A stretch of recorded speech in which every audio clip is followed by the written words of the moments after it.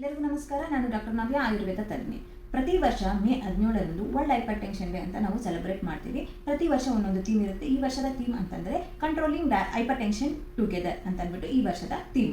Hyper ಟೆನ್ಷನ್ನ ನಾವು control ಮಾಡ್ಕೊಳ್ಳೋದಕ್ಕೆ ನಮ್ಮದೇ ಒಂದು 8 ಗೋಲ್ಡನ್ ರೂಲ್ಸನ್ನು ನಾವು ಮಾಡ್ಕೊಂಡಿದ್ದೀವಿ. ಮೊದಲನೇದಾಗಿ ನಾವು ಬಿಪಿನ ಕರೆಕ್ಟಾಗಿ ಮಾನಿಟರ್ ಮಾಡ್ಕೋಬೇಕು.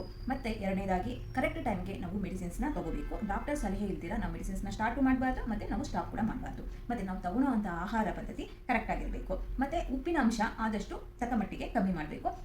ಮತ್ತು ರೆಗ್ಯುಲರ್ ಆಗಿ ವ್ಯಾಯಾಮ, ಪ್ರಾಣಾಯಾಮ, ಧ್ಯಾನ ಇವೆಲ್ಲನೂ ನಾವು ಮಾಡಬೇಕು.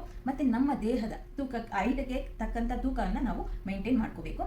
ಸ್ಮೋಕಿಂಗ್ ಆಗಿರ್ಬೋದು, ಆಲ್ಕೋಹಾಲ್ ಕನ್ಸಂಪ್ಷನ್ ಆಗಿರ್ಬೋದು, ಅದನ್ನು ನಾವು ಸಾಧ್ಯವಾದಷ್ಟು ನಾವು ನಿಲ್ಲಿಸಬೇಕು. ಇದರಲ್ಲಿರೋ ಮೇನ್ ಲಾಸ್ಟು ಮತ್ತು ಫೋರ್ಮೋಸ್ಟ್ ಇಂಪಾರ್ಟೆಂಟ್ ಏನಪ್ಪ ಅಂತಂದರೆ ನಮ್ಮ ಸ್ಟ್ರೆಸ್ ಆಗಿರ್ಬೋದು, ಇಲ್ಲ ಕೋಪ, ಇವೆಲ್ಲನೂ ಆ್ಯಂಗ್ಸೈಟಿ ಇವೆಲ್ಲನೂ ನಾವು ಆದಷ್ಟು ಕಮ್ಮಿ ಮಾಡ್ಕೋಬೇಕು.